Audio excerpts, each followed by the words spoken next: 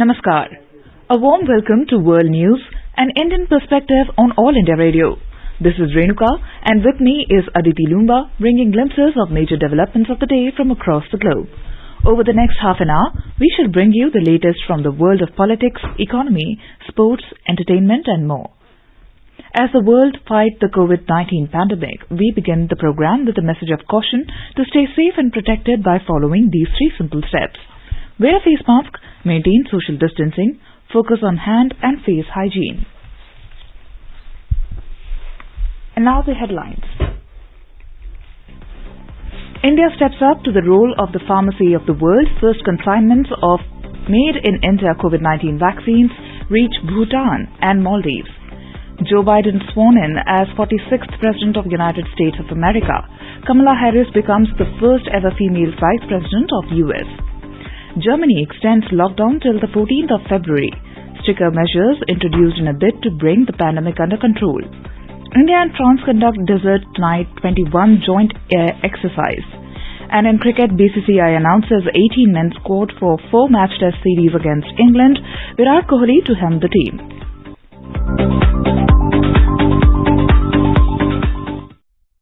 India has started supplying COVID-19 vaccines from today, paving the way for many mid- and lower-income countries to get supplies of the easy-to-store vaccines. Prime Minister Narendra Modi in a tweet said, India is deeply honoured to be a long-trusted partner in meeting the healthcare needs of the global community. The Prime Minister had earlier in his address to NAM countries underlined India's role as the pharmacy of the world. India is regarded as a pharmacy of the world, especially for affordable medicine. Despite our own needs, we have ensured medical supplies to over 123 partner countries. In a statement, the Ministry of External Affairs said the Government of India has received several requests for the supply of Indian-manufactured vaccines from neighbouring and key partner countries. India's External Affairs Minister Dr. S. Jaishankar had also reiterated India's commitment to provide medicines and healthcare equipment to the larger global well-being. The pandemic has now shored up the perception of India as the pharmacy of the world.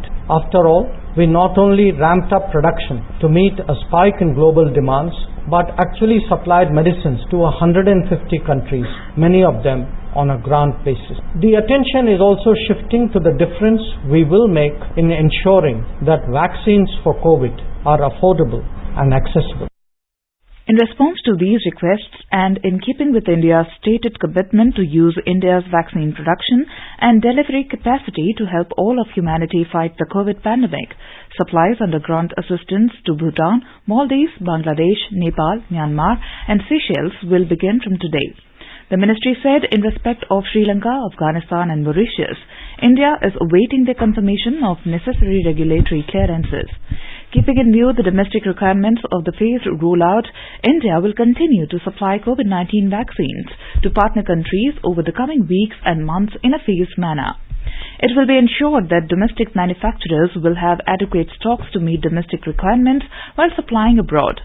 Prior to the delivery of vaccines, a 2-day training program covering administrative and operational aspects began today for immunization managers, cold chain officers, communication officers and data managers of the recipient countries, both at national and provincial levels. The U.S. President-elect Joe Biden took oath as the 46th President of the United States tonight. At 78, Mr. Biden became the oldest U.S. President in history at a scaled-back ceremony in Washington. The ceremony was shown of the characteristic pomp seen previously owing to both the coronavirus pandemic and security concerns. The ceremony comes days after an unprecedented storming of the U.S. Capitol building, which is the seat of the U.S. Congress, by pro-Trump supporters who took over the building, leading to the evacuation and lockdown of the Capitol and 5 deaths. However, the U.S. Marine Band set the tone for the momentous occasion in a stirring performance.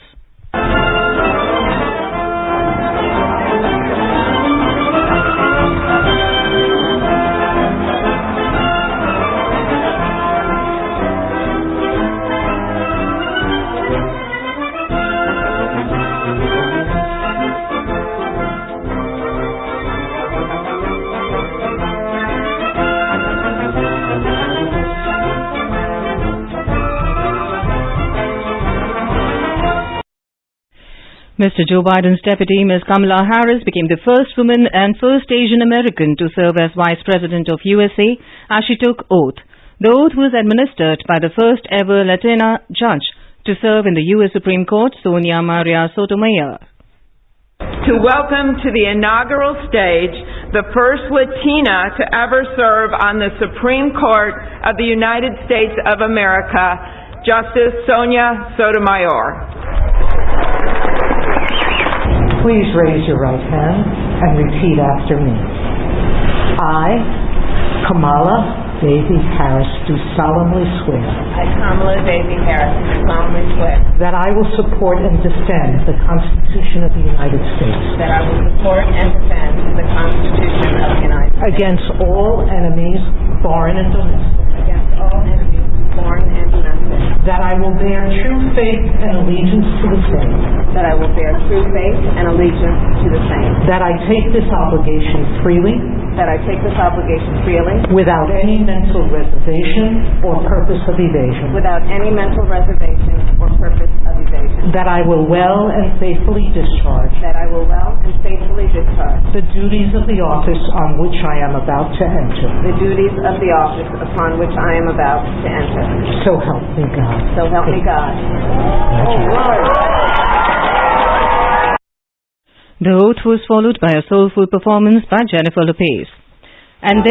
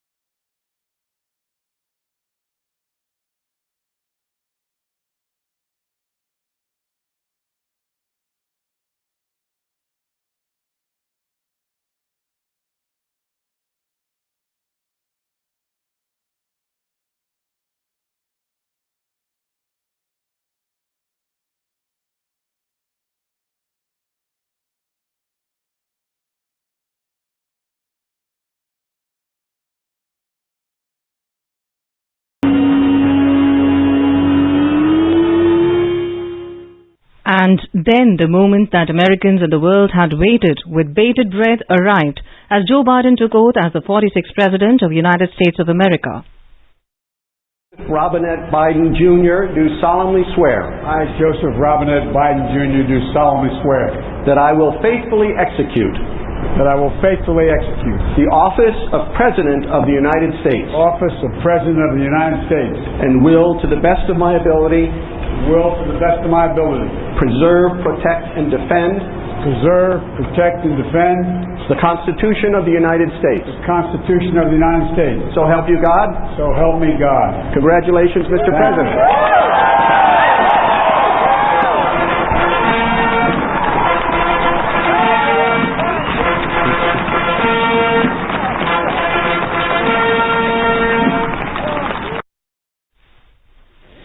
Joe Biden then made his inaugural speech. Let's take a listen. Vice President Harris, Speaker Pelosi, Leader Schumer, Leader McConnell, Vice President Pence, and my distinguished guests, my fellow Americans. This is America's day. This is democracy's day. A day of history and hope, of renewal and resolve. Through a crucible for the ages, America has been tested anew, and America has risen to the challenge. Today, we celebrate the triumph not of a candidate, but of a cause, the cause of democracy. The people, the will of the people has been heard, and the will of the people has been heeded. We've learned again that democracy is precious. Democracy is fragile. And at this hour, my friends, democracy has prevailed. So now, on this hallowed ground where just a few days ago violence sought to shake the Capitol's very foundation, we come together as one nation, under God, indivisible, to carry out the peaceful transfer of power as we have for more than 2 centuries. As we look ahead in our uniquely American way, restless, bold, optimistic, and set our sights on the nation we know we can be and we must be.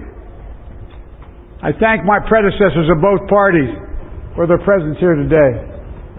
I thank them from the bottom of my heart. And I know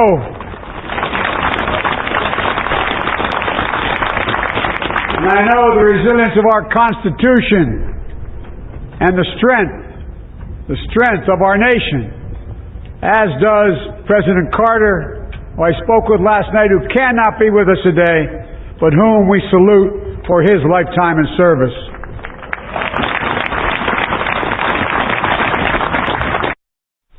Prime Minister Narendra Modi today congratulated Joe Biden on his assumption of office as 46th President of the United States of America. In a series of tweets, Mr. Modi said he looks forward to working with him to strengthen India-US strategic partnership. Now coming back to India's efforts in promoting a cooperative approach to fighting the COVID-19 pandemic across the world. India is gifting 2 million doses of the vaccine to Bangladesh. Our Dhaka correspondent reports. 2 million doses of corona vaccine will be arriving in Dhaka tomorrow as gift from India. Health Minister of Bangladesh, Zahid Malik, and High Commissioner of India to Bangladesh, Vikram Doraiswamy, will receive the COVID-19 vaccine gift in Dhaka tomorrow. Apart from the 2 million doses being sent by India as gift, Beximco Pharmaceuticals Limited of Bangladesh had signed an agreement with Serum Institute of India to purchase 30 million doses of the COVID-19 vaccine over the next 6 months.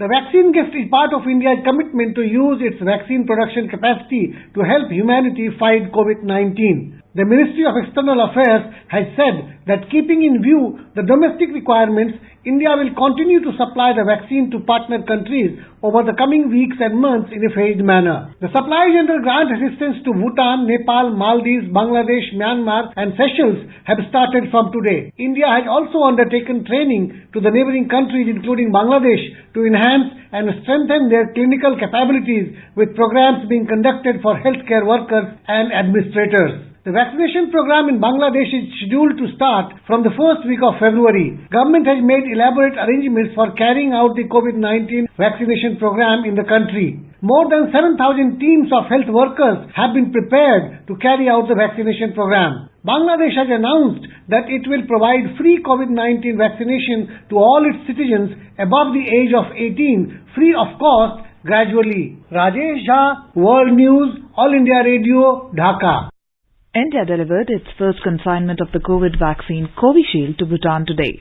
The AN-32 aircraft of the Indian Air Force delivered 150,000 doses of Covishield vaccines from India, making Bhutan the first country to receive the gift 4 days after India's own massive rollout of the vaccine. Representing India was the Ambassador of India to Bhutan, Ruchira Kamboj, and the embassy officials who handed over the Oxford AstraZeneca vaccine manufactured by the Serum Institute of India. Receiving the vaccine, the Prime Minister of Bhutan said it was a gift from a trusted friend who has been with Bhutan all through the decades and in this pandemic too. Bhutan's Foreign Minister Tandi Dorji expressed profound gratitude to India for generous gift of 150,000 doses of Covishield vaccines developed by the Serum Institute of India. Mr. Dorji thanked India for its abiding friendship and unconditional support to Bhutan's fight against the COVID-19 pandemic. President of the Republic of Maldives extended heartfelt thanks to Prime Minister Narendra Modi upon receiving the island nation's first consignment of the COVID vaccines from India. In a tweet, the President said that a flight from India with 100,000 doses of the Covishield vaccine arrived in the Maldives, renewing our hopes for a resolution to the COVID-19 crisis soon. Maldives Foreign Minister Abdullah Shahid said the country is happy to receive as grant of 1 lakh doses of SII-developed Covishield. Mr. Shahid said, as always, India stands strong and steadfast with Maldives as the first responder in any crisis. Mr. Mohammad Nasheed also expressed gratitude, sincerely thanked flag of India Prime Minister Modi and the Government of India for prioritizing regional safety and aiding neighboring countries so swiftly. China's capital, Beijing, will screen all those who have entered the city since December 10, 2020 to find the origin of the recent outbreak in the city. City authorities made the decision in a late evening meeting on 19 January in view of a sudden local cluster of COVID cases in Daxing district. Beijing has reported 7 new local COVID-19 cases, 6 of which are from Daxing district, where the city's international airport is situated. German Chancellor Angela Merkel and the leaders of the country's 16 states on Tuesday agreed to keep the lockdown in place and introduce tougher measures. The measures introduced to fight the spread of the coronavirus will extend the lockdown until February 14th. The lockdown was previously set to expire at the end of January. The new measures reportedly include stricter rules on the types of masks that must be worn in certain public places and a greater onus on employers to allow working from home. The Dutch government on Wednesday proposed a nationwide curfew and a ban on flights from South Africa and Britain in its efforts to limit the spread of new coronavirus mutations in the Netherlands. Prime Minister Mark Rutte, in a televised news conference, said the curfew must be approved by the Parliament, which is set to debate measures against the coronavirus on Thursday. This is All India Radio giving you the news. For quick news updates round the clock, follow us on Twitter handle at AIR News Alerts. 3 steps to stay protected and stay safe from COVID-19. Wear face mask, 2 gaz ki duri to maintain social distancing, maintain hand and face hygiene. Defence Minister Rajnath Singh today held a bilateral meeting with Singapore Defence Minister Dr. Ang Eng Heng through video conferencing.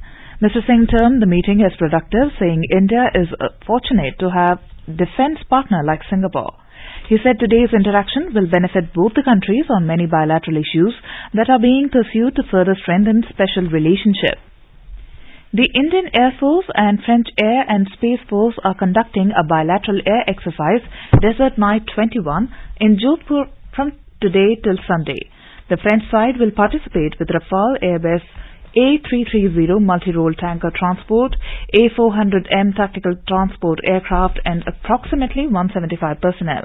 The Indian Air Force aircraft participating in the exercise will include Rafale, Mirage 2000, Sukhoi 30 MKI among other aircraft. The exercise marks an important milestone in the series of engagements between the two air forces. It is unique as it includes fielding of Rafale aircraft by both the sides and is indicative of the growing interaction between the two premier air forces. India's cabinet was today apprised of signing of Memorandum of Understanding MOU between India and Uzbekistan for cooperation in the field of solar energy. The main area of work under the MOU is to identify research, demonstration and initiation of pilot projects between the National Institute of Solar Energy under the Ministry of New and Renewable Energy, India and the International Solar Energy Institute, Uzbekistan. The research and cooperation will primarily focus in the areas of solar photovoltaic, storage technologies and transfer of technologies. Based on mutual agreement, Both parties would work for implementation and deployment of pilot project in International Solar Alliance (ISA) member countries. India's Minister of State for the External Affairs Ministry, Mr. V. Muralidharan, said that India had a fruitful and forward-looking discussion on expanding India-United Arab Emirates Comprehensive Strategic Partnership. The minister is on a 3-day official visit to the UAE. In a tweet, Mr. Muralidharan said that the comprehensive partnership would include trade, investment, connectivity, IT, space and welfare of Indian community. He added that he had fruitful discussions on the way forward in Indian Ocean Rim Association under UAE's continuing chairmanship. Italy's Prime Minister Giuseppe Conte survived a vote of confidence in Italy's Senate on Tuesday. However, the Prime Minister failed to secure an overall majority in Parliament. The government has been on the verge of a political crisis since former Premier Matteo Renzi withdrew his Italia Viva party last week. The move left Conte without a majority in the Senate, which is the upper chamber of the Italian Parliament. Mr. Conte managed to stay in power following the late-night vote in the 321-seat Senate. The first India-EU IPR dialogue was held on 14th January 2021 between the EU Commission and Department for Promotion of Industry and Internal Trade DPIIT through a virtual platform. The aim of the dialogue was to further strengthen the India-EU relation and facilitate enhanced cooperation in the field of intellectual property rights. After the opening remarks, exchange of information concerning specific areas of IP regimes took place. Representative from EU provided an update on a recent directive on copyright in the digital market, keeping in pace with changing demands of the industry. On trademark, they presented the details about the dual system available in the region, which provides flexibility to the owners. Indian counterparts updated the functionaries on reduced pendency on trademarks and department's continuous efforts to further improve the process. Further, there were discussions on plant protection and farmers' rights and their importance for the Indian economy. Representative from India also briefed on the various enforcement initiatives being taken by the government so as to ensure the rights of the owners are respected. This is All India Radio giving you the news. The academic discussions held at International Film Festival of India, IFFI, at Panaji is an opportunity for filmmakers to learn about the finer nuances of art of filmmaking. The festival will run till 24th of this month. More from our correspondent. Noted film director, cinematographer and graphic designer Aditya Vikram Sengupta opined that the shift from analog to digital has changed the art of filmmaking altogether and also the mindset for filmmaking too. Digitalization has been a game changer. With the coming of digital age, taking retakes has become easier and visualization has taken a backseat, he added. Sengupta was speaking in a virtual in-conversation session at IFFI. In the meanwhile, following the closing ceremony of the IFFI on 24th January, the decor and illumination created for the festival will be thrown open to the public for viewing on 25th and 26th January. This was informed by Vice Chairperson of the Entertainment Society of Goa, Mr. Subhash Faldesai. With Tushar Jadhav, Mukesh Thadi for AIR News from Panaji.